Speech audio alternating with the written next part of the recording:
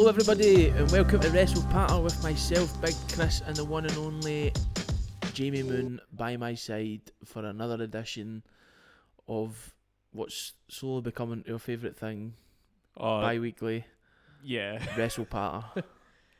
It's it kind of started off as like kind of a hobby thing, but now it's kind of became like a way of life for me where I'm just kind of like looking forward to every new episodes. It's good fun, isn't it? It's good to put in the time into. Well, for me, I kind of feel like I'm not gaining much if I don't watch at least something during the week. So I'm like trying to keep up to date with it all and watch something so that when it comes round to doing the episodes, I'm in check with it, you know? Yeah, I think that's always like a danger with wrestling because it's a very serial kind of type of entertainment where there's a story going on all the time. Constantly. If you miss out in a couple of months, you might get lost when you come back in. So this podcast is a good excuse for us to keep on top of everything. It keeps us up to date. And this week especially, we've missed our usual time of the Friday release date, but we're recording this on the day. And we're going to make it this will be our kind of most up-to-date episode yet. Everything's been kind of discovering things in the past. I mean, the first episode was a bit recent, but this one we're going to be focusing on everything that's happened over the last few weeks.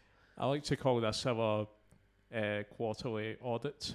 Yes, the meeting of the minds. Yeah. To see what we've been thinking about everything and how we do feel, because so before the podcast we used to catch up and talk about this stuff. Sometimes on a weekly basis, sometimes on a monthly basis. Just whenever we could meet, we would catch up and talk about this stuff. But now that we've started this, we don't really talk about it anymore. We talk about it here. Yeah, we save the juicy stuff for right here, now. Speaking of which, last time you guys were with us was the eve of Sting's retirement. Yes. AEW Revolution. Should we just dive into the pay-per-view itself? Let's go for it. I'm keen to do that. We watched it together. Yeah. The night after we recorded that Sting episode, and wow, that Tony Khan said in the media scrum after it that was one of the best pay-per-views we've ever done. And when he said that, I was like, "What the fuck's he talking about? Like, surely not." But really? Well, no, just hear me out. Hear me out, okay? So when he said that, I was like, what the fuck's he talking about? But then when I sat with it for a few more days, I was like, no, that was genuinely amazing, because I can't think, like, bar the big 12-man scramble, right? That was it was still fun, but that felt like it had no place being in there for me. It was kind of more of a toilet break kind of match where it was kind of like a breather, you know. You go to the toilet, you stack up on more popcorn, maybe get a couple of beers on the way back, like... Definitely. Inoffensive at worst, and it wasn't the worst Jericho match, which, I mean, I think I've made my feelings clear about Chris Jericho in this day and age. Can't stand the guy at all anymore. He's just... I was actually really happy that Wardlow won the match, because I think I mentioned this in the Sting podcast where he hit this a brilliant promo, and it made me interested in him again. In fact, it made me interested in him as a solo performer. Okay. As like this guy he's not really had the best kind of push in comparison to other superstars, and this was him kind of taking matters into his own hands. It was a really, really good promo. Yeah. So I was happy to see him win it. But then obviously there's the issue that he's the muscle of the Undisputed Kingdom. So we'll come to that. We'll catch on that as we kind of go through the event here. But I just want to finish by saying I genuinely did think it was one of the best events that they've put on. Yeah. And I think it.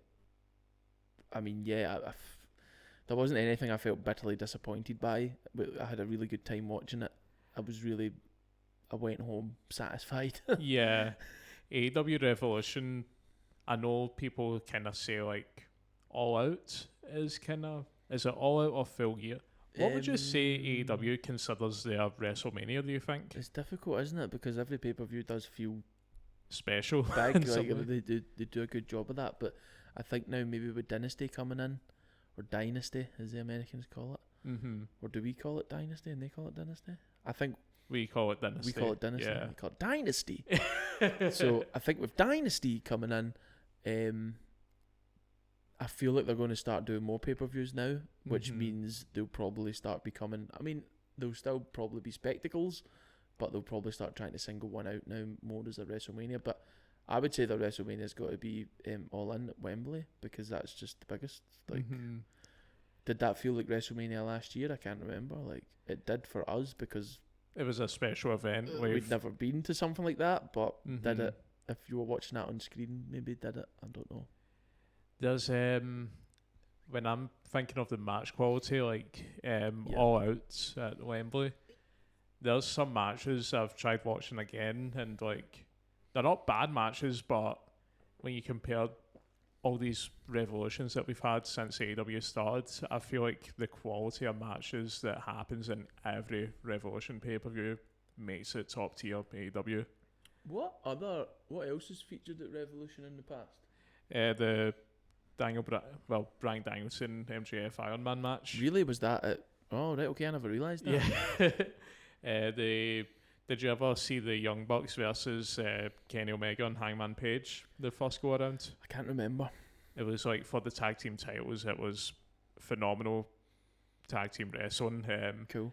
Does kind of go on a bit too long for some people, and yeah, there's a main issue which kind of plagues modern wrestling in general, of people kicking out of finishers constantly. Yeah, they just to the point where they just become like ineffective. Yeah, but that's I don't want to single out the Young Bucks for that, because it's kind of a plague on the whole industry as a whole. But yeah, that's been a highlight. John Moxley and Chris Jericho as well. Moxley rising up to be the face of AEW in its infancy at that time. Honestly, God, like, just go back to every Revolution pay-per-view and you're guaranteed to find one match that was just spectacular. So yeah, I think Revolution has always been my favourite AEW pay-per-views to watch. Never had a problem with them. I've always been excited, and I mean, even just last year, I had my personal match of the year with the Iron Man match. 100%. Yeah. I'd say that was probably mine as well. Like, I really liked that. Yeah. But for me, I mean, I don't know if anything's going to top it, but for me so far, Konosuke Takeshita and Will Ospreay has been match of the year.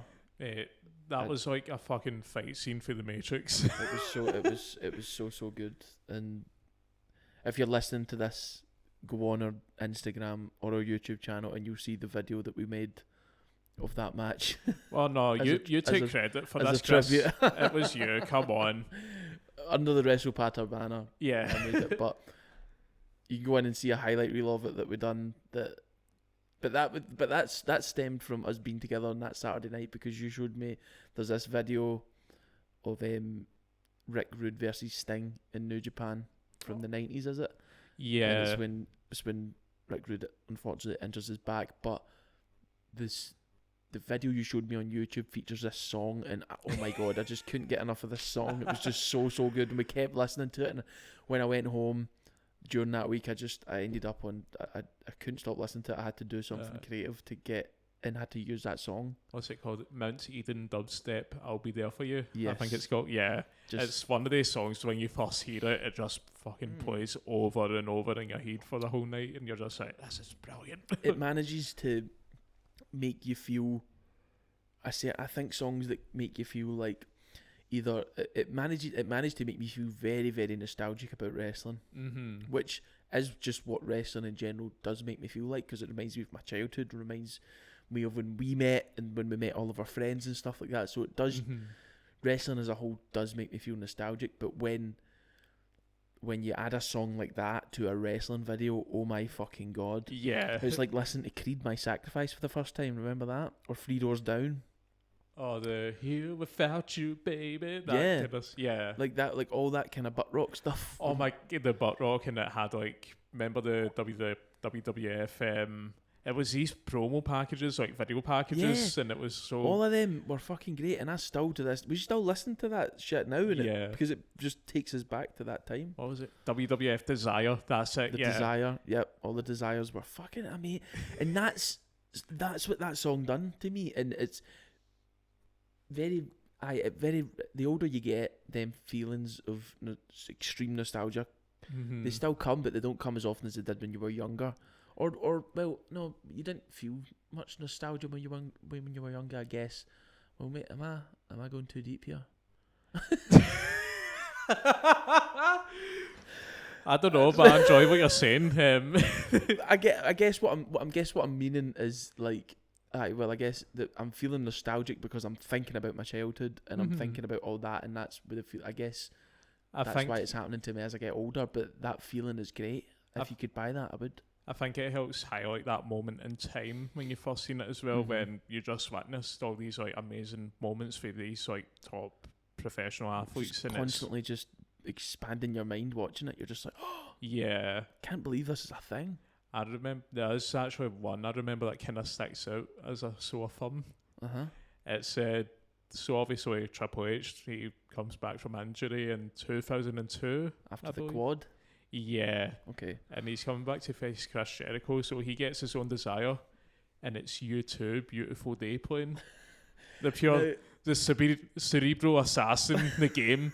It's a beautiful day, and it's like you so won't weird. Get this because you're not a football fan, right? But I'm a football fan, and that song really does do things to me because that reminds me of like Match of the Day when I was a youngster.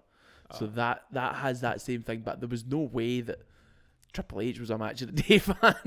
No.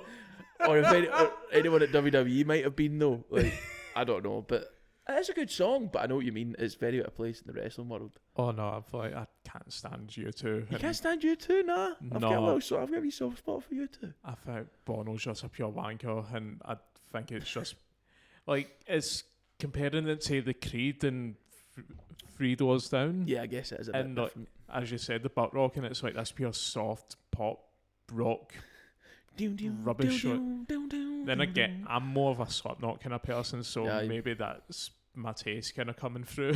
But just Triple H, the guy who fucking takes sledgehammers to people's spines. It's a beautiful day. Like, come on. Yeah, you do make a great argument for that. Anyhow, we digress. Yeah. Back to the Revolution. Yes. So, should we start from the beginning, or we don't need to cover the whole event, but let's maybe cover the flashpoints. Yeah. Like what stood out? Well, for both of us. Ospreay and Takeshita. I mean, instant classic. Two of them phenomenal athletes. Will Ospreay is one of the best signings AEW has ever got. I fully agree with that. Yeah. Because on the mic, he's incredible, eh? He used to be rubbish on the mic. Really? But it kind of shows that this is kind of more of a trial and error where, yeah, there's going to be times where, and I think what makes it worse is that you're in front of a live crowd. Mm-hmm. So when you're starting out, your promo might not be that good, and people are going to run all over you for it. 100%. So the fact that he's been able to like take the criticisms and like being able to be as good on the mic as he is in the ring, he's a complete package. See, I'm in a, I don't know if it's probably a fortunate position here that I'm very new to Ospreay. Like, I only know Ospreay since he's started appearing in AEW, so I'm very much thinking this guy's been this good all along, but obviously he's been on a journey here. No, he's always been this good physically, but like you were saying there, like on the mic, he's used to be shit and he's got better. So I'm seeing him probably at his best he's been in so many years, but physically, I'm assuming he's been great since the dawn of time. But he's been great physically as well. He used to only do kind of more high flying moves because he was like skinny, but obviously he's beefed up a wee bit now, so. He can obviously lift his opponents over his head and everything now. So, yeah, he's a complete package. I think sorry to interrupt, what were you saying? No, I honestly think like if there's so much star power in AEW now, and maybe not in a mainstream kind of sense, but see with the wrestling scene and the independents. Yeah. Well, Ospreay is independent royalty, and the fact that they managed to sign him over WWE, it's big, isn't it? It's massive. And I think the style, like the way they are bringing, and obviously I'm not saying that Will Ospreay is responsible for bringing the puro wrestle style from Japan to the States or to Europe or whatever. I'm not saying that. Like, obviously, it's been here for a while, but what I think it's going to start to do is to popularise it more. Mm-hmm. And I think that this could really be the start of that style taking hold in America, along with the way AEW have introduced Forbidden Door to the frame, and people are seeing more Japanese talent or more British and European talent that work exclusively in Japan coming there now. They're starting to see more of that, and it's a very, very, very different style to what these audiences are used to. And I'm saying that from my perspective because I have never seeked out New Japan Pro Wrestling. I just haven't. I really respect it. I really like it, but I've never been compelled enough to go and watch it. I've seen clips here and there, and I've went, that looks great. But now that I'm seeing it on AEW, I'm really like, oh my god, why have I slept on this for so long? This is the most athletically believable style of the sport I've ever seen. Like, and American pro wrestling's great, and I've loved it, but this style of like really fucking smacking each other and really laying it in, and that's like things make sense. Like, to me, it makes a lot more sense, this way of doing it, because it's there's just an element there of like, no, I'm doing this. Every move has purpose. Yeah. And there's a reason, and it's just, I don't know. It excites me. This whole thing excites me. The professional wrestling is at its best when you can suspend your disbelief, no matter how crazy the moves can be. And you're like, fuck, that must have really hurt. Like, that looked like it hurt. Yeah, I mean, like, even that elbow, it's Ospreay. I think he takes a German from Takeshita and he just runs up and just fucking drills his face with that elbow. Like that, honestly, I had my hands over my eyes at that point because I think he might have killed him. Just two absolute pros though at what they do. Two absolute pros, and it was really just fucking amazing to watch. Yeah, it was so good to watch. And it is interesting that you point out that with AEW that you're kind of becoming more open. Well, not more open. You've became more aware of the Japanese wrestling style, because I feel like AEW have always had this kind of Japanese influence where very faction heavy. Yep. I mean, like, they've got Bullet Club and everything, and even the women's division in the first year, it was all Joshi wrestlers, and Joshi wrestling, they are hard hitting as well. Like, they just slaughtered the hell out of each other. And it's kind of weird now because, like, New Japan Pro Wrestling, a lot of people did consider that to be the main rival to WWE a decade ago. Yep. And it's weird now because it seems like that's kind of been on the downturn. And all of its top stars now have joined AEW. Jay White, Okada, Ibushi, Ospreay. I can't remember. I think Takeshita was in there. I mean, the Elite came through. The Elite were Bullet Club, and then they became like AEW. Okay. So there's always been that Japanese influence, and I feel like it's funny because like New Japan's strategy over the years was to kind of broaden their horizons, kind of reach a more international market. But now I think AEW has just kind of put the brakes on that, where it's kind of like, okay, we're the international market for them now. Yeah, and they've really decided to take a chance on that talent and understood that talent can work with them and take them even further than where they are just now. Yeah, and it's I think this year is going to be AEW's strongest year. I mean, already so far, to me, it looks good. I mean, we're obviously big fucking fans. We're going to say that is what we predominantly watch because it's gave us what we wanted for so long, which WWE wasn't giving us. Yeah. But yeah, towards the end of last year and midway through last year, there was a lot of negativity online about AEW. There still is if you go out and look for it. There's a lot of negativity there. But there is equally as much positivity out there as well. And just watching what they've got on show now, and the arrival of Okada and Ospreay is really truly like a marker of like, this is what we're going to provide. Yeah, and we're going to use these guys. It's going to take us even higher. I was a bit more on the fence as well. I remember in our first episodes, I kind of said how the drama of AEW and everything kind of put me off it a wee bit, and the return of the ranking system, which See, to be honest, I still don't think the ranking system is necessary for a wrestling show. Yeah.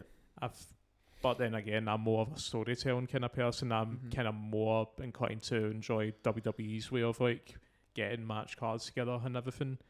But honestly, see, the last couple of months, they've really gained a lot of momentum back. And it's not just because of the signings that they have with Will Ospreay and certain other superstars that we'll get to in a second. Yeah.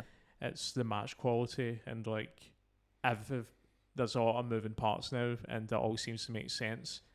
And it's a welcome kind of change from like just all this backstage drama that was kind of prevalent. Yeah. It did poison the product last year, like the whole stuff of CM Punk and the Elite. And the thing is, like, if obviously the relationship wasn't going to end well, it was on the brink of collapse. Well, it was already collapsed by that point. So I think it's been the best decision for both parties that he's went back to WWE and they can focus on what they want to do. Yep. Yep, that's a very good fucking point. So yeah, so what next on your notes have you got? I've got a couple more stuff from Revolution. My notes have kind of been a mix of Revolution and kind of what's been going on, the big stories of the last couple of weeks. See, as a whole, Revolution, like, great pay-per-view. Yeah. I think the biggest story to come out of that was Sting's retirement. 100%, and it was done, in my opinion, it was done as perfectly as it could. I feel like that was what Sting wanted. It felt like that was genuinely him, and he'd orchestrated all this fucking craziness. That was the scariest hardcore match I've seen. That was wild, wasn't it? Yeah. I really didn't expect the glass. I did not and it's a lot of people, again, there's negativity about that out there. I don't give a fuck. I think that's great. Yeah, I think it's fucking great, and I know it's fucking dangerous, and I know all that, but I'm a fucking fan, right? At the crux of it, I'm a fan. Mm-hmm. And when I was a fan when I was younger, what I fucking loved was seeing another thing that was pushing the boundary. Okay, this is pushing the boundary. Yeah. It's another thing like that.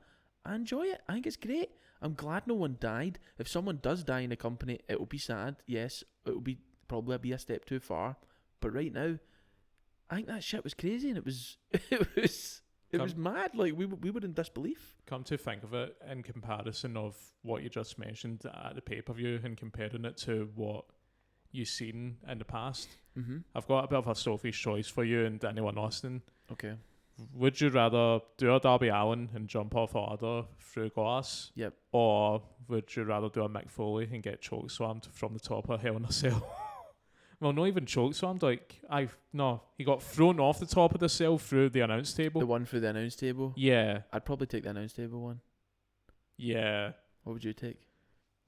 I'd like to think I'd take the glass, but I think deep down I'm a big pussy and I'd just be like, nah, because he forward flipped off that. I think it's the height for me that kind of puts me off the cell. Like, the cell's bound to be higher than a ladder in the ring. That's a good point. So I'm kind of like, yeah. But you're landing on steel chairs. You're landing on glass on steel chairs. That's true, to be honest. Like, at least with the announce table, it's like fucking a wee bit of give there.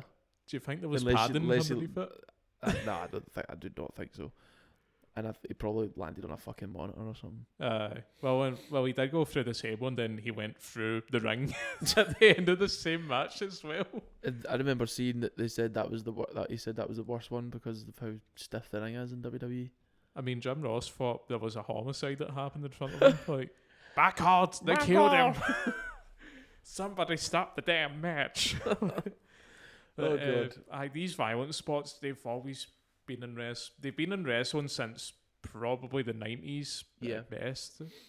And it's like, yeah, it's kind of daft, but at the same time, this is in a controlled environment. Well, it would be if Rick Knox wasn't in the ring. You don't like Rick Knox, do you? He spare me the bastards. Honestly, I can't stand him.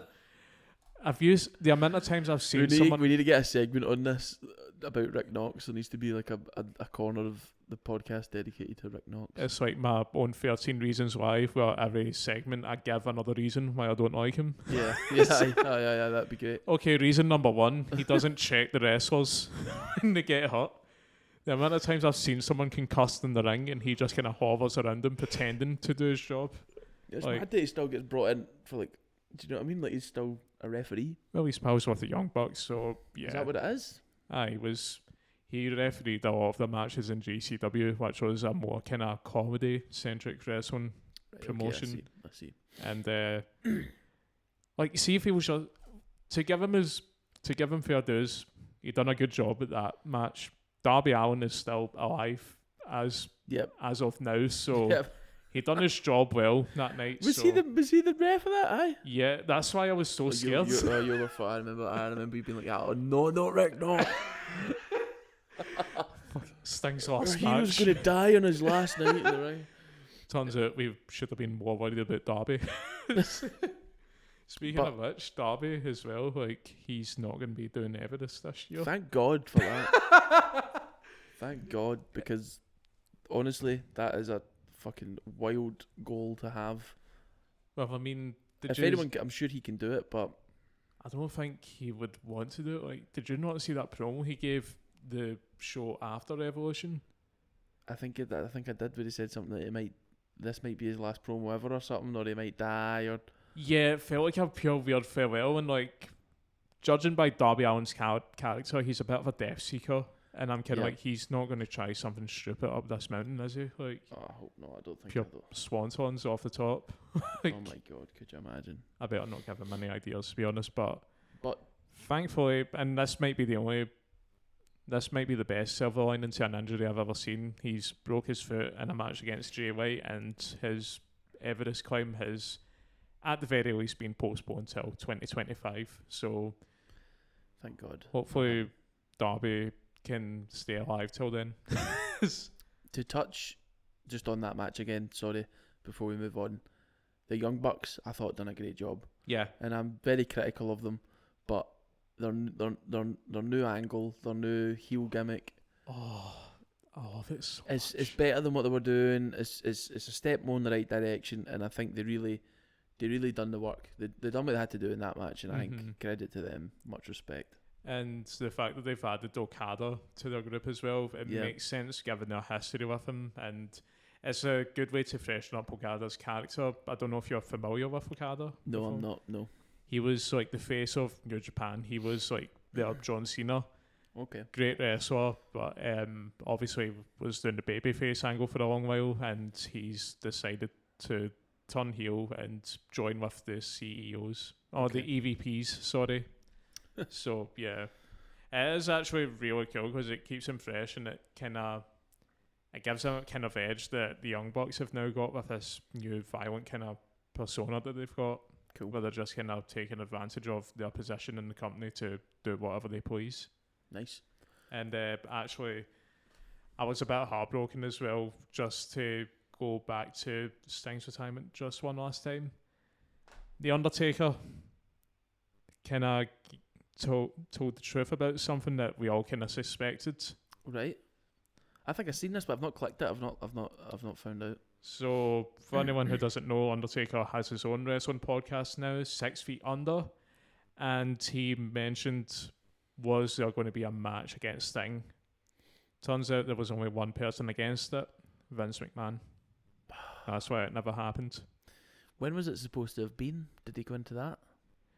I've only seen the headline. I need to watch it myself, but right. I'm just kind of thinking, like, we could have had that instead of whatever the hell that Triple H match was. I don't know if I would have wanted it at that point. I would have wanted it like mid-2000s or even late 90s. Or even, maybe not late 90s. I'd have wanted it like see when The Rock and Austin versus WrestleMania 19. Yeah. Probably around about then. Or if not earlier. Oh, when they're in their prime kind of thing? Like, kinda, yeah. When they're both like... Taker was definitely... I mean, I felt Taker was in his prime for a very long time. But at that point, he was still in his prime. He still could go. Well, and I think Sting probably could have as well. Sting still could have went. He wasn't as athletic as he was when he was younger, but he could still do a good match. Taker, that year that Sting first arrived, it was just after the Brock Lesnar match where he got concussed, and Right, I see. he was still a bit shaky with his performance afterwards. So, I mean, yeah, it's just kind of one of the dream matches that I guess we're just going to have to make peace with. That it's never going to happen. Aye. Thinking of it from Vince's perspective, though, it does kind of make sense as well, because like Sting's coming into the company, and you've got him against the Undertaker. Who's going to win? Like, Undertaker just came back from losing the streak that year, and Sting, for whatever reason that they made him lose that year anyway, like, people are excited that this WCW Legends, the one that got away, is finally here. So it's like, who could possibly win between the two? It's a bit of a difficult one, isn't it? How do you let that play itself out? Coin toss. It's the only way. Yeah. So, yeah. Have you covered everything from Stings and Revolution? Revolution, there was a couple more things if I can just look through right now. Actually, the only real one I have is Swerve Strickland. Okay. Kind of a controversial decision that he never won the title, but I'm happy with it. I like it, yeah. I think it keeps things going a wee bit longer, doesn't it? And lets his character keep brewing. Yeah, because he's in this weird kind of double turn kind of phase with Hangman, where it's weird as well, this kind of show. See, Hangman, yeah, he's a bad guy in this situation, but he's completely in the right. This is a guy that threatened his own baby in his crib. And people are booing the hell out of Hangman. Like, he's completely justified in what he's doing. Yeah, so like that moment, see when he broke up the pin and he just started hammering into the ref. Yeah. Just so Swerve didn't win. Like, it made perfect sense, and it's just kind of funny that this evil bastard that has done all these horrible things is like getting cheers from the crowd. Like, they want him to be the face of the company now. So I think it makes sense to keep him chasing the title to get more people behind him. And obviously, like, Joe's a great champion as well. So yeah, Joe's killing it. I like what Joe's doing. But I could honestly see Hangman and Swerve just fight forever. They could honestly be this generation's Tommy Dreamer and Raven to me, where they're just eternal rivals.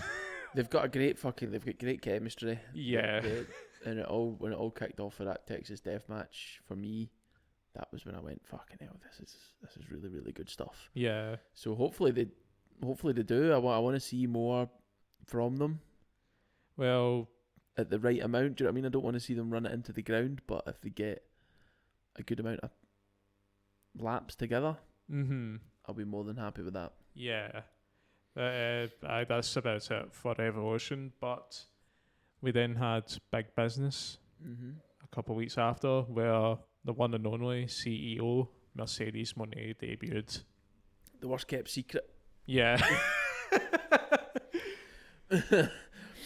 So I watched it. I watched it back on YouTube, seen the debut. She looks great. She's got a good look. Her hair's fucking crazy. What is that all about? How does that happen? How did they do that? How does she do that to her hair? Oh, it's a wig. Like, is that a wig? There's no way someone changes their hair dye that often and keep their hair. It would just completely fall out, wouldn't it? She would be bald by now. Like, if it was real, it has to be a wig.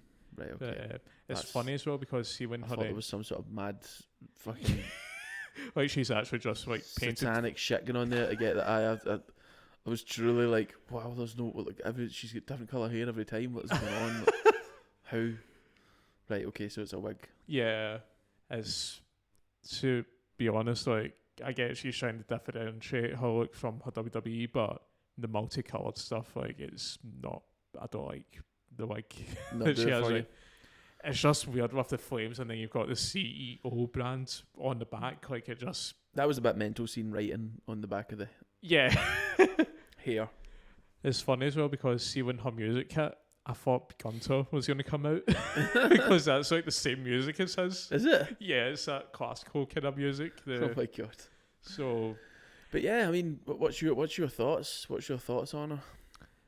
I think she's a massive get. It's just like Ospreay, like the signings that this has honestly been the best group of signings we've had since Adam Cole and Bryan Danielson. And I mean, this is a woman who main evented WrestleMania, and see, to be honest, if it wasn't for her and Bayley, the whole women's revolution that's happened in wrestling in the last decade, it probably wouldn't have happened without them. Interesting. That's an event we should watch, actually. The Takeover Brooklyn, that match between them is what caused this whole revolution to start. So I think it'd be cool for you. Let's put it on tonight. Yeah, let's watch it tonight. Yes. Yeah. I'm up for that. I'm up for watching some of that. I actually was surprised because, like, usually when these big signings come in, I mean, I've got it in my notes right now. I was kind of like, she's going to face Tony for the title, Tony Storm. But what seems to be happening now is they're calling back to her last match in New Japan last year. Yeah, Willow. Yeah, so I don't know if you know about this. Mercedes has actually just came back from an ankle injury. Okay. It was in a match against Willow Nightingale. They were both on the top turnbuckle in the corner, like, obviously, and I don't know what Mercedes was trying to do, but she fell to the outside and landed awkwardly on her ankle, which has led to this, where she's came back, she's feeling great that, you know, that her dream hasn't been taken away from her, but she's now pointed it to Willow Nightingale and said, we have unfinished business now. And did she say that? Yeah, is that what? Yeah. Cool. And even just this week on Dynamite, even though Mercedes did have a run-in with Julia Hart and Sky Blue, like, the main focal point was the stare-down between her and Nightingale after they chased him off. So I'm actually surprised because, like, I think I'm just that in tune to, like, when someone comes in, they just immediately go for the title.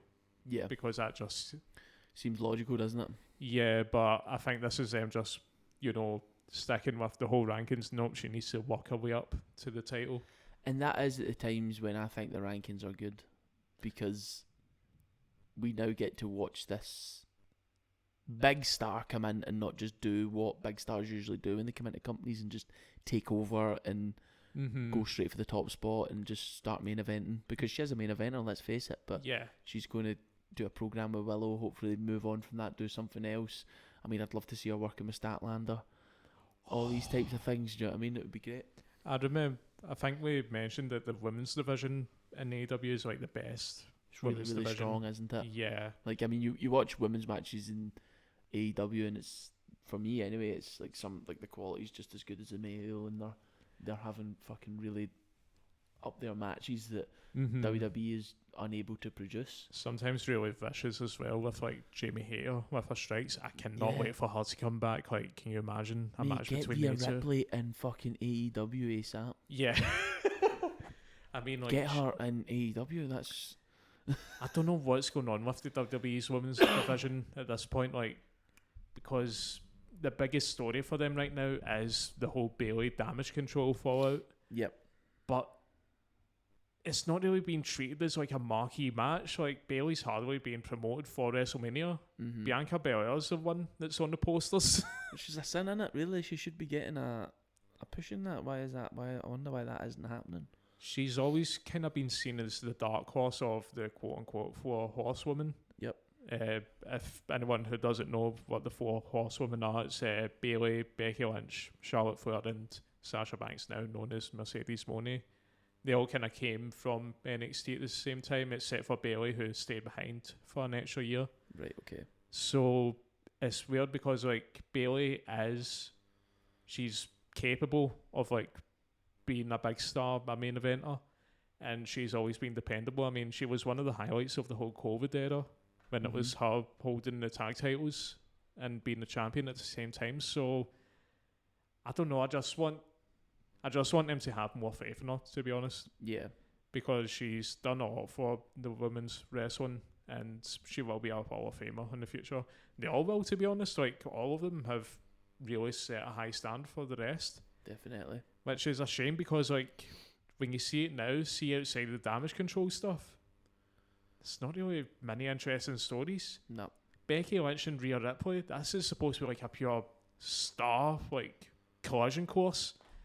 and it just kind of feels like just another match. There's not much happening. No, Becky Lynch has been more focused with Nia Jax with the whole "I need to beat you to before I face Rhea" thing. It's like, no, you're the number one contender. Nia Jax, like, you don't need to do it. You don't need to deal with her anymore. Whereas you compare that to AEW and see, to be honest, I really do. I would really like to see a women's only event. Yeah, I mean, it'd be interesting to see how that would go and the structure of it and stuff, because we're so used to. I mean, I've never seen a women's only event in my life. Has it happened? There was one in WWE Evolution. There was another good pay-per-view that they just never done again for some reason. So I would be interested to see how they structured it, and because you're just so used to getting the 1 or 2 female matches a night. Mm-hmm. So I would be interested to see how it went, who started, who opened it up, who main evented, how the matches went, what stipulations had some of that. It would be interesting to see. Just there's a lot of moving parts, and like even Thunder Rosa and that is staking the claim to the title now as well, to Tony Storm's title actually. Like, so you've got Mercedes with Willow and like the Julia Hart stuff. Like, that's at least 5 women's wrestlers in one program, which doesn't really happen a lot. No. And Tony Storm, not only does she have Thunder Rosa to contend with, she's got this really interesting dynamic with Mariah May going on that I think might turn into like an interesting story. Okay. Do you remember at Revolution when obviously Deonna Purrazzo, she was saying, I want to face the old Tony Storm, the rebel. Yeah. And then Mariah May comes out dressed like Tony Storm. I think I'm going to use an example from an old movie. I don't know if you've heard of it before. The Talented Mr. Ripley. I've heard of it, but I've never seen it. It's a movie about a person who's real good at impersonating other people, and he steals this other person's identity. Okay. I think what's going to happen is Mariah May will become Tony Storm. So like a Mickey James and Trish Stratus thing. Yeah, and I think like I've never been so interested in like women's wrestling, especially the stories that they're having that's been told in AEW, and WWE seriously just needs to step it up. You have got Mone and Rhea Ripley right now, and her title reign has been forgettable. Aye, she's just not got no one to kind of match her, has she, really, for that talent? No. Like, there is talent there, but not on the level that she has and the way that she can do it. I mean, it's star power at the end of the day. Like, well, that's true. She's a draw. She is a natural draw. Yeah, but the thing is, most of them are not going to be a draw if they don't get the time to develop. That's true. I mean, do you remember the Royal Rumble, the women's match? Can you remember any of the wrestlers from that match? Or even like a good chunk? I remember Liv Morgan. I remember what's the girl's name from TNA? The champ. Oh, Jordan Grace. Powerhouse. I remember Naomi. Mm-hmm. But these are people not from WWE that I remember, you know. Yeah. I think Naomi's back in WWE now, is she?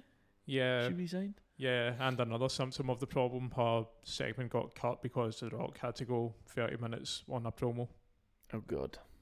Which is funny because that was one of the reasons she left WWE a couple of years ago. Oh, God. So, she left at the same time as Sasha Banks, didn't she? Yeah, they were a tag team and they left together. Right. Yeah. So, I remember Liv Morgan. But that's about it. I'm sure I would remember more if I sat here and properly took my time and thought about it, but yeah, I know what you mean. I know what your point is. Just build up. Give them screen time. Yep. It's not going to kill you. So anyhow, yeah. Moving on to more things in the wrestling world of the last couple of weeks. Going back to what were we just talking about? We were talking about Mercedes Mone. We went on a bit of a tangent with the female wrestlers, but yeah. Aside from that, what else? What else do you have for us? I think your worst nightmare has came true with Hook. My worst nightmare with Hook. He was, well, to be honest, this might be a combination of our worst nightmares. Uh-huh. He was in a tag team with Chris Jericho, which obviously you didn't want him to be in a tag team again. Yeah, I just think it's... Yeah. I think they're just trying to stick him onto something. And I don't want to see Chris Jericho again. I think with Hook, is like he's a strong persona. We get that. He can do a bit in the ring. Mm-hmm. And I mean a bit. Like, he is not fucking Kurt Angle. Mm-mm. He's not Shawn Michaels. He's not a complete technician. He's still a work in progress. He'll get better as time goes on. I understand that. But if you keep putting a guy with the fucking flavour of the week, whether it be Danhausen, whether it be fucking Jericho, what was it with Jungle Boy at one point as well, Jack Perry. Yep. So he's been with all these quote unquote stars, right? Mm-hmm. And it's almost as if like, right, put him with a star.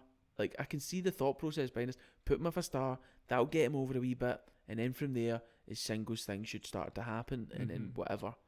But it's just not kind of going that way, because he's not ever engaged in a. But maybe it's to do with him. Like, I think what he's over with right now is how he looks and how he feels. I don't think he's over with the fans in terms of how he tells a story in the ring, or how he, like, I've seen him beat down guys the same size of him, like beating the fuck out of him, when it's just kind of like, but you don't look that incredibly strong. You're not a big hulking behemoth of a man that should be beating someone down. You should be beating them down a bit, but then getting taken advantage of and coming back through adversity and all this type of thing. Yeah. And I don't know how's best to use him. I'm not a fucking expert, but all I know is that what's happening right now is probably not the best for him, because it just seems to be constantly going through this loop each time that I see him, and I just don't know if it's working. It seemed like they've had something going for them with that match with Samoa Joe back in January. Yeah. I don't know if you've seen that, where obviously he's valiant in defeat. Like, he pushed Joe to the limits, he kicked out of the finisher, so obviously, like, they've pushed him onto this pedestal where it's like, right, okay, he's a serious contender for the world title. But they don't do anything. But it just came out of nowhere as well. Like, how does he just get this world title shot out of nowhere just because he decided to come out and speak to Joe? It just doesn't make any real sense. Oh, there was a whole thing with Tony on Twitter about the rankings for that. Was there?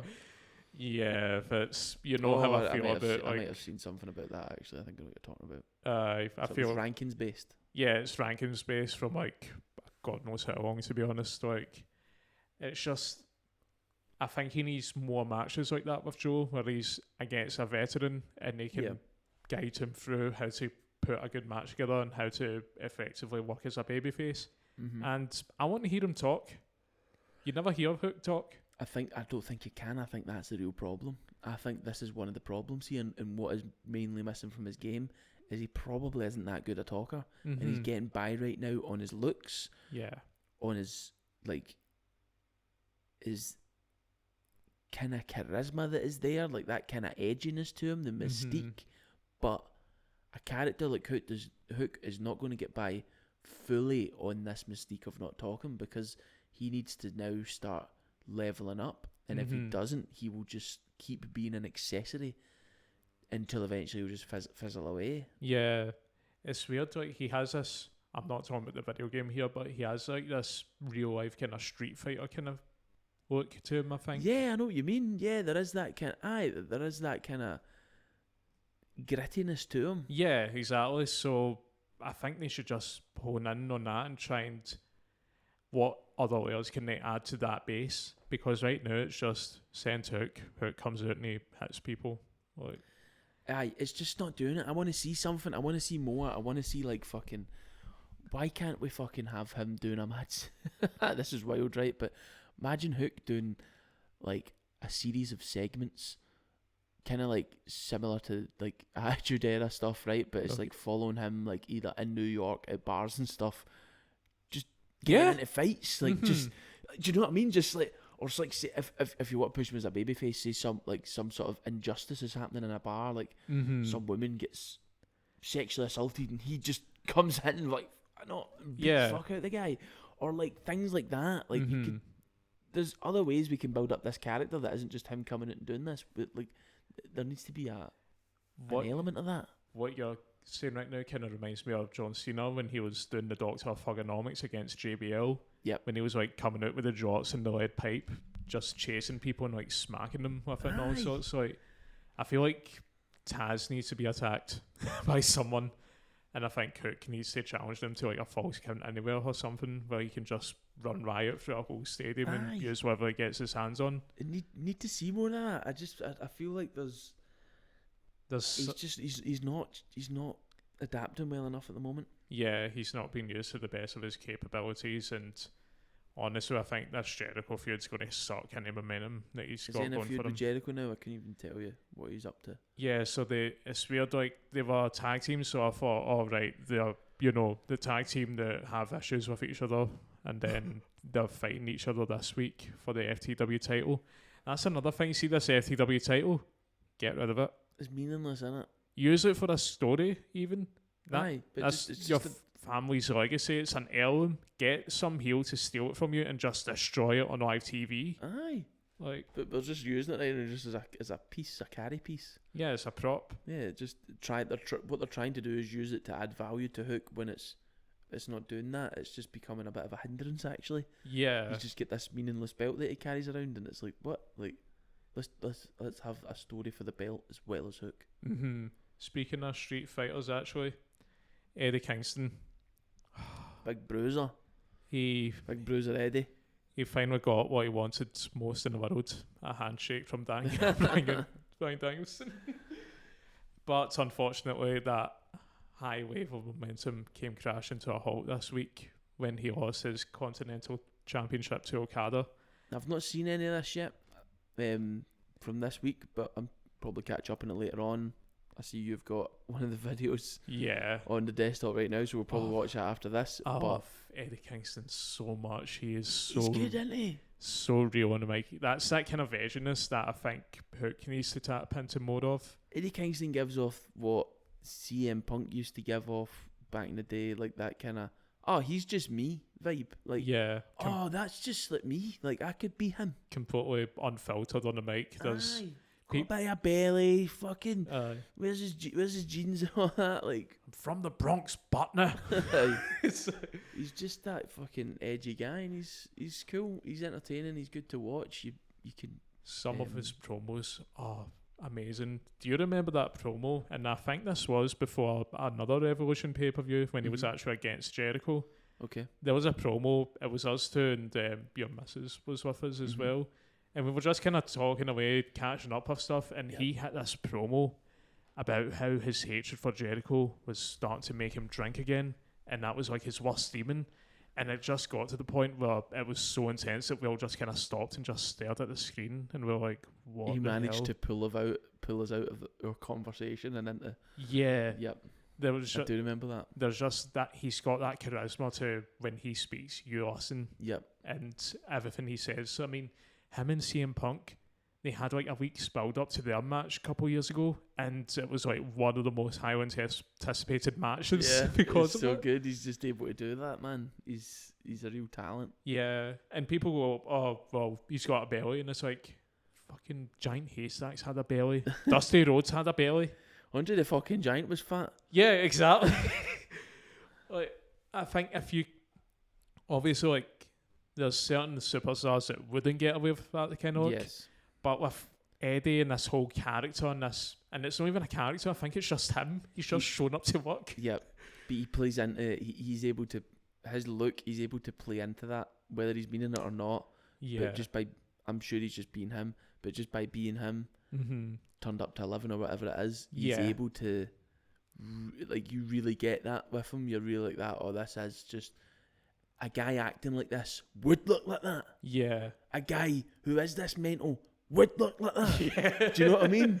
Of course he would. Why wouldn't he? I mean, he's the type of person you would see in the high street after the garage with codes or something and be like, fuck. Aye. Yeah, his way, man. Look, he's on. He's fucking on one, this guy. Just don't make eye contact with him. Steaming, just powering up and down the street, man. He's the type of guy that, see when you're sitting at the back, you avoid sitting at the back of the bus because you don't want to get in a conversation with him. He's sitting up there burning chairs and all that with a lighter. Yeah. Yeah. He's sitting up there like fucking... Aye, that's right in the money with that. Oh, God love Eddie Kingston. That sauce. A good man. And that sauce, like, it's not going to hurt him at all, to be honest. Like, this is just going to make people love him more because he's the everyman. He doesn't look like your typical athlete, so that gives him that kind of underdog kind of edge as well. Definitely. So, yeah, there's so much more you can do with him. And see, to be honest, you could stick him in the ring with anyone at all, and he'd make it interesting for you. Yep. He's just phenomenal, charismatic entertainer. Love him. But speaking of something that isn't as entertaining, yep, Undisputed Kingdom. I kind of jumped the gun a bit earlier with the Waddle conversation, but I need to get this out. Break this group up. It's not doing it for me. Yeah, I'm not. I could not tell you. I just don't keep up with them. They don't interest me. I don't know what's going on. Couldn't tell you what they're doing. So they've kind of got their hands in a couple of different things. Well, they're involved with Samoa Joe for the world title now, but Swerve is also trying to make his case. But the thing is, there's no one in Undisputed Kingdom right now. Adam Cole is injured. Everyone else, I don't believe, could be the guy to hold the world championship. Yeah.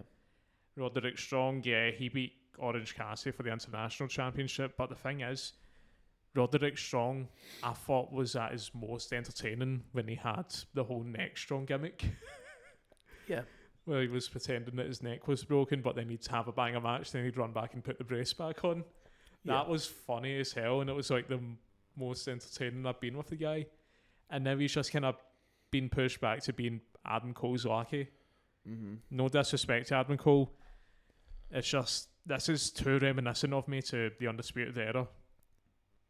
A lot of people loved Undisputed Era back in NXT. I thought it ran its course and it stayed way past its sell-by date. Okay. It just got boring. It was just the same thing over and over again. Adam Cole, baby. Someone says no, and then he gets help from his group to win. It was just that over and over. Yeah. And then we've got Kyle O'Reilly back mixing with him as well, which is a callback to Undisputed Era breaking up with him fighting Adam Cole for a while. I think he's not joining Undisputed Kingdom. Okay. He's just kind of doing this lone wolf kind of thing. Good to see Kyle O'Reilly back anyway. Very intense.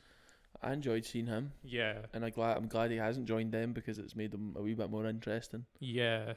It's just this group, I've said that a million times, it's only there because we're waiting for MJF to come back to get his revenge. Yep. It's because like they've built this whole idea of like this faction have taken him out that we need the conclusion to that. They're just not interesting enough as well to even be like, do you know what I mean? Like usually what would be really good is if the faction was interesting enough and evil enough. Yeah. You would start to be like, oh, give us it. Oh, I can't wait for MJF to come back and break this up. Mm-hmm. But honestly, I don't even keep up to date with the faction. I don't know what they're doing. So I'm now just at the same point, just like, I hope MJF's. They were more interesting under the mask. They were way more interesting when we didn't know who they were. Yeah. And now that we know, I'm just like, what? Who the fuck's this? I'm starting to think, remember when we laughed at the thought of Jack Perry being the devil? Yeah. Maybe that should have been. Maybe that should have been who I agree. In hindsight is a fickle mistress, people. So yeah, been the Undisputed Kingdom, just get Swerve fighting Joe, and MJF can just fight Adam Cole when they're both healed up, and we can move on from it. Definitely. One last thing about AEW from this week: Edge versus Christian. Yes. Can we watch this tonight as well? Yes. Because I've not seen it yet. I've not seen Dynamite, but I've seen a little clip. Mm-hmm. Seen a little clip. Looks good. Do you want me to spoil it for you, or will we? Oh yeah, you can spoil it for me. Why not? For the sake of the podcast. So this is actually a good way of like. So they were kind of hinting at something extreme. I won't give the full details, but obviously I think you've seen Edge introduce a spike bat. Yes, I've seen that. His new best friends.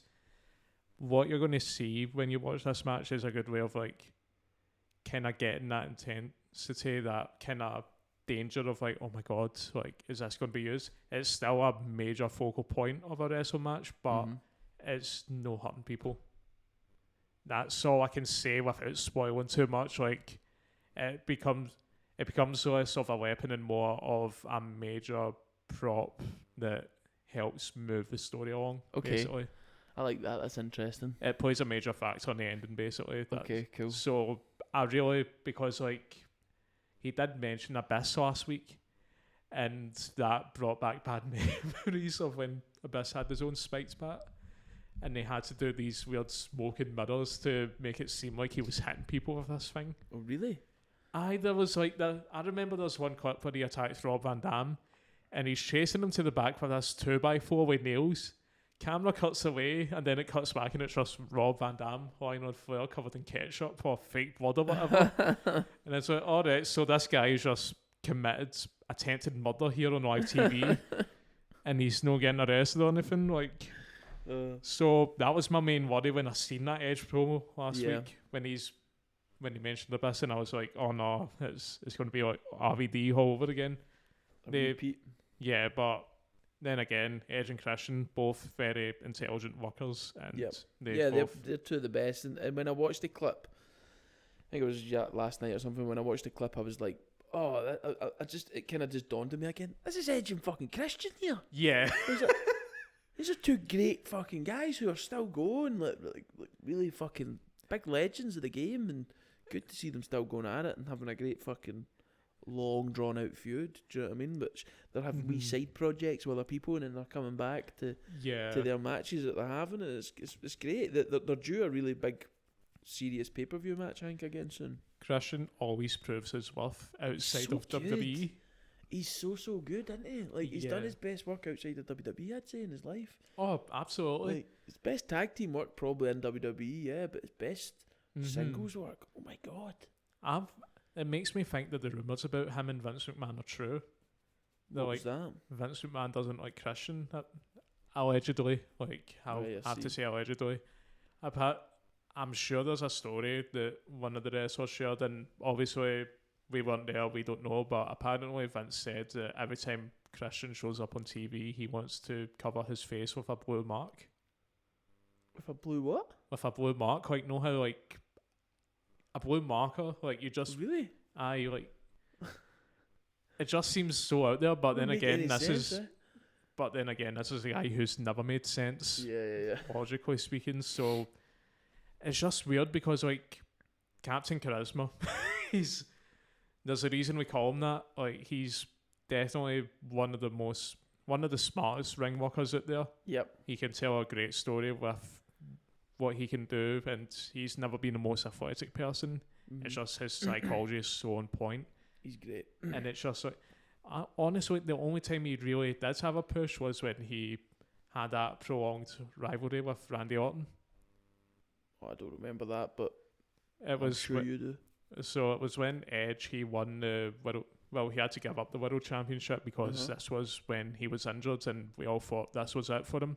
Okay. So then Christian wins the night afterwards, but then Randy Orton, he cashes in the Money in the Bank and wins the world title from Christian, which then they have their own double turn where at first you're sympathetic for Christian.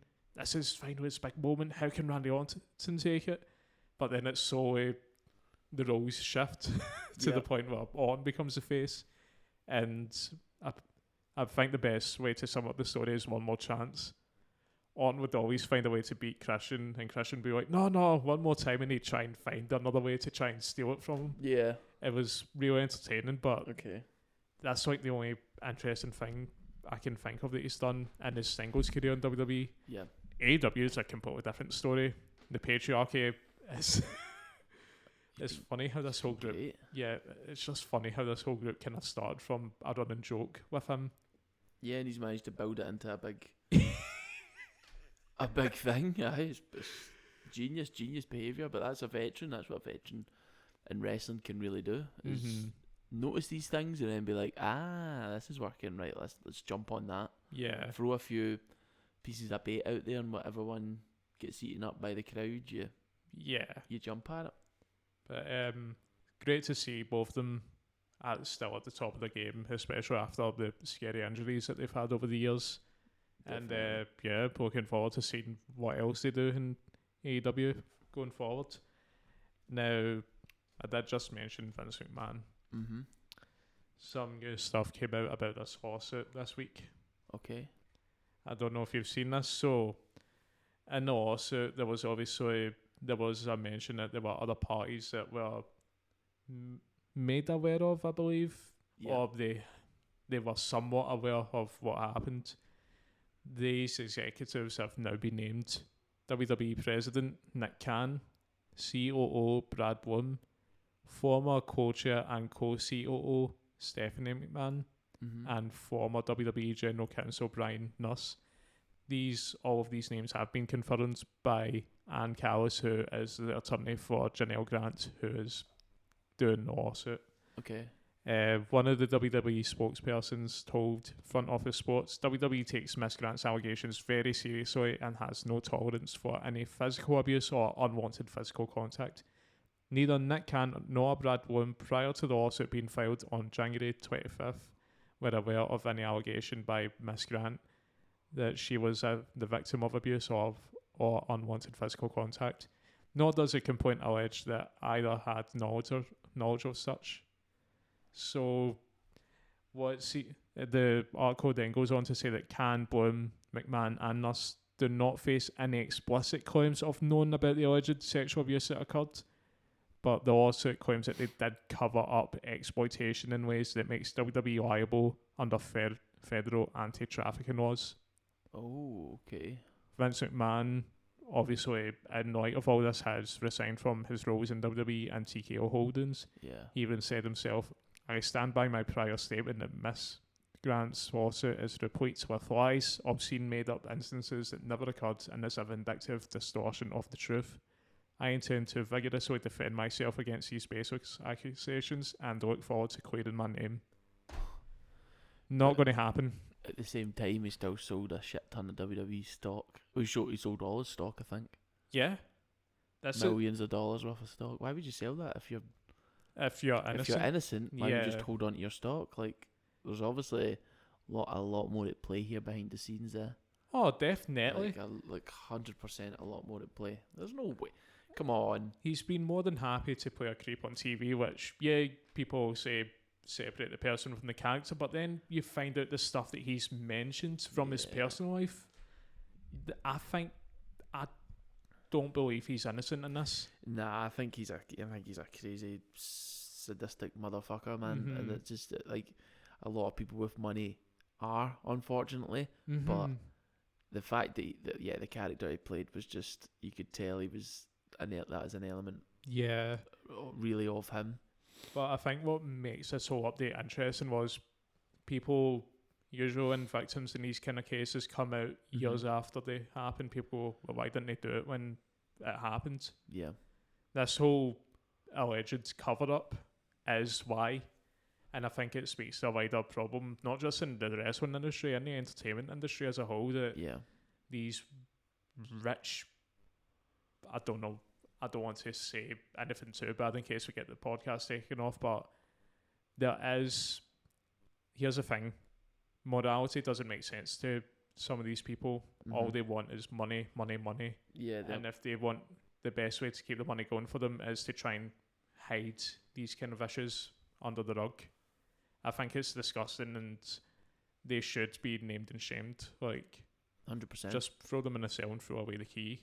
The thing with this case as well, when this first came out, I thought that it was a case from years ago. Like maybe back in like the mid 2000s, and I thought, oh wow, this is like a woman coming out from then, and I started to think there'll be more coming out soon then. But then when I realised this is just from the last few years, then I started to think, well, how many fucking went on in the 80s, 90s, and early 2000s then? Because if this is happening in the last couple of years, when Vince McMahon is pretty old and decrepit, let's not get away from that. Like, he's a pretty old fucking been there and seen that guy. Yep. What was he doing when he was younger, and to what extent was things going on? And is anybody else going to come out and speak up? Or did anything else even happen? Who knows? We don't know, but I think we can safely assume that surely there's more than just her who's been a victim to this guy. Well, there was one that turned up, and I remember this being brought up back on Reddit, I think it was years ago, the Squared Circle subreddit. Yeah. Ashley Massaro, one of the divas from WWE. Yeah, I remember Ashley, yeah. Now, but I don't want to say anything because I don't really know much about the story, but it seems like that was a very similar situation. She could have been a victim of something. And he was at the centre of it.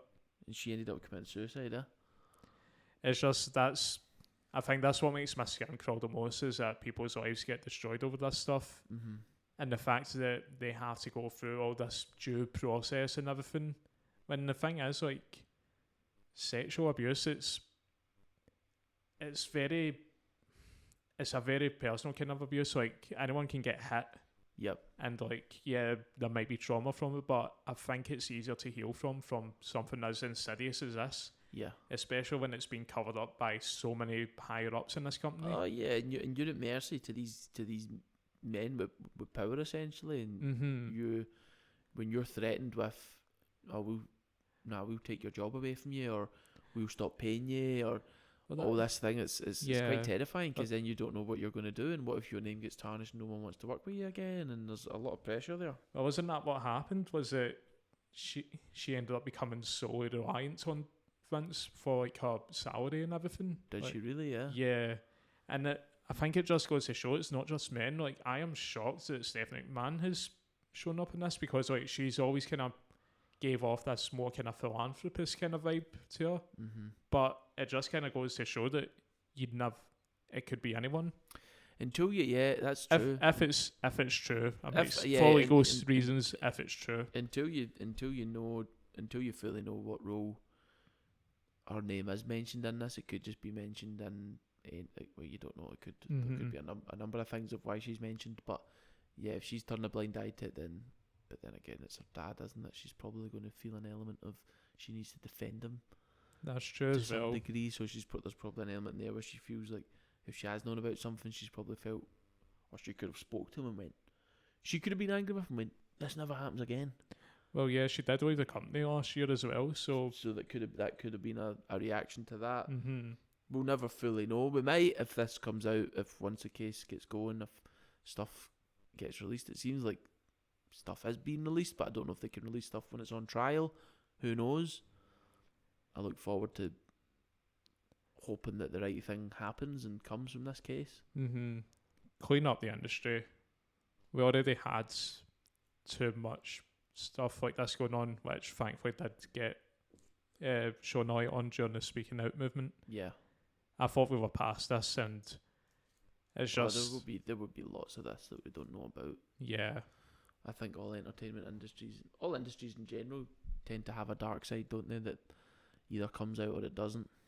Which is why it's very convenient that it usually turns out to be the same story. Someone with a lot of power abuses it in some way. There needs to be more systems that doesn't kind of, aggravate that kind of behaviour, enable that behaviour. There needs to be ways to stop that enablement, and there needs to be more further kind of punishment for the crime, I think. But, it didn't stop WWE though from announcing a Prime sponsorship with Logan Paul. Oh God, spare me. Yeah, like, have you seen this logo, by the way? Aye, in the middle of the ring? It is minging. It's pretty brutal, isn't it? Is it in every ring? It will be in every live event starting from WrestleMania on the canvas. What? This is them doing the UFC with the whole branding logos on the ring mat now. Out of the many years that WWE has been on TV, why this? Why now? I just don't get it. Money. It's serious money, yeah. Yeah. It's serious money. And no doubt, Prime's probably the biggest drink ever to be launched in our lifetime, probably. Just with the sheer hype around it when it got launched and all that. Have you ever tried Prime? I've never tried it myself. I've never tried Prime. Is it meant to be like an energy drink, or was it? I don't know. I get the feeling it's kind of like a Powerade or something. Mm-hmm. I've heard people that have tried it just saying it just tastes like a kind of water with sweeteners. You'd be better off just getting a Red Bull or something. I don't think anything about it's really too good. Yeah. Thankfully, the sponsorship did kick off a storyline for Logan Paul's match at WrestleMania. He is the US title holder, sadly, but he will be going up against Randy Orton and Kevin Owens. Okay. The Stunner versus the RKO. This is at Mania? Yeah, so they kind of teamed up against Grayson Waller and Austin Theory, who were kind of wrestling under Logan Paul's advice, I guess. Yeah. But it's kind of became this point where now because it's became a triple threat, they're going to turn on each other. I won't say who I think is going to win as a result, but I think it adds an interesting dynamic to the match. Okay. Karrion Kross as well. I don't know if you know much about this guy. I know Karrion Kross. I obviously know Scarlett Bordeaux. I think everyone knows Scarlett. Everyone knows Scarlett. Yeah, I know him. I've seen him. I can't tell you what he's up to. I'm very. He's finally got something going for WWE. him, and it's yet another faction. What faction is it? The Final Testament. He's kind of got this whole doomsday kind of idea going on. Okay. Which it's never been fully realised the entire time I've seen him in wrestling. Mm-hmm. But I think it's just a way for him to get him and a couple of other people on WrestleMania, as Andy Offers a Pain will be up against Bobby Lashley and the Street Profits, who are now have a new faction called the Pride. The Pride? Yeah. Who's in that? Bobby Lashley and the Street Profits. Oh, right, okay, so they're joined together and they're called the Pride? Yeah. Right. So, yeah, I mean, it gives Karrion Kross something to do because, like, I remember he was a big re-signing a couple of years ago, and then it seemed like he was actually being primed to face Roman for the title at some point, and then nothing ever came of it. So it's about time that he actually did have something to work with. Something going on. Yeah. What do you think of his finisher? What is his finisher again? It's weird. So he starts from behind. He kind of lifts him up in a pump handle. Yep. And then when they're on his shoulder, he spins him out in an F5 kind of motion and lands him in a DDT. It's like something that you would make up in the WWE games. Kind of like the Awesome Slam. The Awesome Slam. Should we let people know about this? Fuck, it's from our backyard wrestling days. Yeah, an acquaintance of ours who went by the name of Steve Awesome. Steve Awesome, shout out. Yep, the one and only. He had his own version where he would have someone from the shoulder and he would spin them to a rock bottom. You hearing that? Is that a Foxes? We've got Foxes, like, don't know if you can hear this on the mic. Right, hold. We've got Foxes like right outside the door. Right, can you keep people talking and I'll try and scare them? Yeah. Oh my god. I can cut this. Yeah, cut this. We will be back. We have technical difficulties.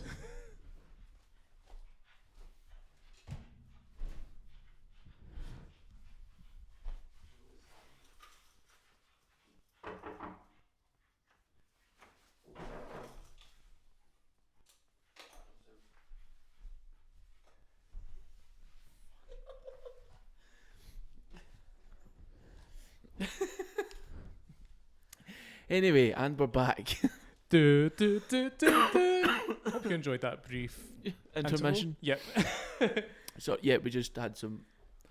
I'm holding my own backyard promotion. It involves foxes fighting each other. Yeah, where Jamie lives, there's a lot of foxes outside, and sometimes they get close to the porch window, and you get.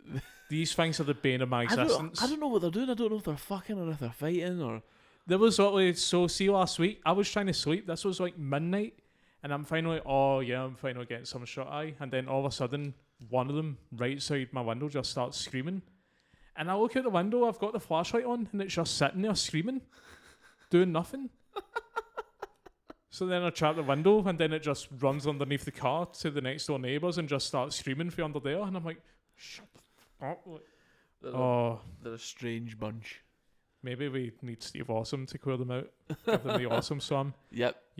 The Awesome Slam, it's shoulder carry into a rock bottom. That's what we want before our rude interruption.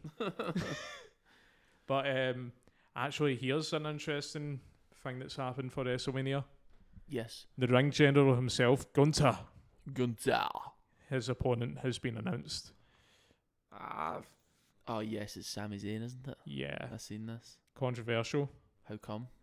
So Sami Zayn, he's kind of got this whole thing going where he's down in the dumps. He's lost his mojo basically. Okay. And what is this because? And how long has this been since? He came back, I think it's just Sami Zayn is like the ultimate underdog. This is what kind of got him famous in NXT, where he was unsure of himself, he was insecure, and he would rise up and like win the title. So they're kind of playing on the same fact here. With he even won a gauntlet to face Gunther. Now here's where the controversy starts. The last person he pinned in the gauntlet was Chad Gable. Okay. Now Chad Gable has his own history with Gunther. They had 3 amazing matches together last year, and Chad Gable obviously kept coming up short, even to the point where he lost in front of his family. And there's this amazing shot where Gunther was like holding the title high, and Chad Gable's daughter is like screaming in the front row. Oh my god, really? So obviously when people realise, oh, Chad Gable's in the gauntlet, he might win it, and then Sami Zayn won it instead. So now people are like, no, that's not what we want. So it's a double-edged sword, because I've like US title, that's already a triple threat match. Yeah. Do we want the Intercontinental Championship to be a triple threat as well, or does it really matter? Yeah, that's a good point actually. So like I would be happy if it was a triple threat, and I would be happy to see Gable be the one to like beat Gunther. I don't think Sami Zayn's going to do it. Yeah, I don't think so either. I think Sami Zayn is going to be the perfect punching bag. I think as well with Gunther, he's actually now brought a lot of meaning back to the Intercontinental title. He's made it more of a belt that you want to win now, and it's harder to win, and it's good to see, because for as long as me and you have known the Intercontinental title, it's just been pretty fucking kind of mid-cards, kind of just a pretty empty strap, innit, really? I mean, people had it, but it was just a case of like, alright, well, what's happening with this? The most I remember out of all these years is I think it was The Miz when he had it, and he had that resurgence against Daniel Bryan on the Talking Smack. That was the most interested I've been in it. I don't know if I've ever seen Talking Smack. So Talking Smack, it used to be this kind of show after SmackDown where it was kind of a talk show, very unscripted. The wrestlers could kind of go off. Yeah. This promo is what made me and probably a lot of people like The Miz. So he's on it with Daniel Bryan, who's obviously a very old school hardcore wrestler. Yep. They have an argument, and Daniel Bryan just flat out looks at The Miz and says, "You wrestle like a coward." And The Miz went off on this amazing promo where he's just screaming at Daniel Bryan. He's going, yeah, the reason I wrestle the way I do is because I can do it week in and week out, while you're sitting out injured. And Daniel Bryan is going, oh, well, if they would let me come back, and he's like, oh, why are you waiting for permission? Why don't you go back to the bingo halls and I'll stay here with the Intercontinental Championship? Oh, wow. It is amazing. The guy literally had tears in his eyes during this promo. It wasn't just a well thought out, well scripted, well, not even well scripted. It was just kind of, this came from the heart. Yeah. It really came across as some pent up frustration he's held on to for so many years, and he just let it go. That's and cool. It was so good to watch. That's nice to hear that from The Miz, really, because I have always struggled to like The Miz and struggled to feel that I can relate to The Miz. Mm-hmm. So that's cool. That's cool to know that promo exists. I'll need to check that out. Oh, definitely. It's one of the best promos in SmackDown history. And I think the problem with The Miz is that I think it's that WrestleMania main event that really turned a lot of people against him. What one was that? Who was that against again? John Cena, and it was... Oh, yeah. It was more just kind of like more of an angle to bring back The Rock to fight Cena at the following WrestleMania. Like, it was a poor match, and I think he was out of his depth at the time. See now, I mean, like, even he turned up against Gunther as well, and he's hitting out with like Hurricane Runners and all this other like athletic stuff. Yeah. He's a good wrestler. He's not someone you would compare to like Will Ospreay, for example. Oh yeah, definitely not. Yeah. He's dependable. He knows what he does well, and he does it to the best of his ability. Yeah. But I think he'll be a future main eventer. Well, not even future main eventer. He is a main eventer. A future Hall of Famer. Sorry, ladies and gentlemen. I'm a bit frazzled from the Fox wrestling match. But so where are we at now? Drew. Big fucking Drew. So I'm really excited about this. I think Drew is probably doing some of his best work right now in his career. Yeah. And I really want this WrestleMania to be his moment that he never got. And us two as Scotsmen, we definitely want it to be his moment. I'm going to give a bit of a cliffhanger. What? I really hope it will be, but I don't think it will be. Oh. Stay tuned till next time and you'll find out why. But to talk about everything that's going on right now, like they turned chicken shit into chicken salad with the CM Punk injury. Yeah, definitely. That became such a happy accident because I feel like that's what kickstarted this whole revitalised career for Drew. And like this whole people are calling him the top hater in WWE. And some of the stuff he's hitting out is amazing. Like, did you see that line that he gave to CM Punk about being injured? I think so. Just refresh my memory. I used to dream of this, and I made it happen. Aye. Did you see on social media as well where he was he was in his car and he was doing something? Did you see this? It was a few weeks ago now. I seen it, but I was howling. No, I can't remember the details of it. I think he was in his car and he was driving around out the back of a WWE arena, and I think he was playing Cult of Personality through the speaker, and all the fans were standing. He was like, "Yeah, do you like that?" Just being a pure angry Scotsman. Aye, just being fucking class, man. Wind up merchant. It's there has been an interesting development with him being the contender against Seth Rollins. Mm-hmm. Seth Rollins has said that Drew is the person he is least worried about. He is more focused on helping Cody beat the Bloodline, which might end up being Seth's undoing. Okay. But I think I don't know, it's weird because it's almost a bit reminiscent of, because Drew obviously is like one of the top guys, but I don't think he's ever been viewed as the guy. Yeah. Obviously he was champion and he beat Brock at WrestleMania one year, but ever since the COVID era, he's kind of just been spinning his wheels until now. I really hope that he does win, but we are Scotsmen and we always have a monkey's paw kind of thing. Aye. With our talent. I mean, do you remember the X Factor? The one Scottish person that won was like the worst singer in the world. Aye. Leon Jackson. Aye. Nah, I think I hope Drew wins it because we are going to be going out to watch this, and I want that victory. I want to be able to jump about. You want to be in the middle of a pub full of other drunk Scottish people going, yes! We're all gone mental for him. I'd love to see that. Because we've seen Drew McIntyre as Drew Galloway at small independent Scottish shows since we were very young. We even met him in person one We've year. met him in person in the Cat House. He's actually, well, obviously he's the top hater now, but back when we met him back then, he had just been released from WWE and he was back in the Scottish scene. One of the nicest people I've ever met, to be honest. Such a dude. So you just love to support him. You just love to be like, oh my God, he's still going. Look at him, he's larger than life. Oh, he's definitely larger than life. Let's do it, Drew. He's huge. Do you remember that? Like we were at the cloakroom of the Cat House one night. Yeah. And I just remember handing the jacket over, and it was like an eclipse happened. Like this shadow just appeared from behind us. Turn around and there's Big Drew with his luggage, being like, "How you doing, my friend?" And it's like, Drew. My God, man. Aye, you're hugging him and everything like a pure fanboy. like Tony Khan when he signs a new wrestler. Just can't let go, man. Oh, we need to find that photo. To be honest, like that's a fucking. I know. I was looking for it the other day. I'm gonna pull it out when I find it.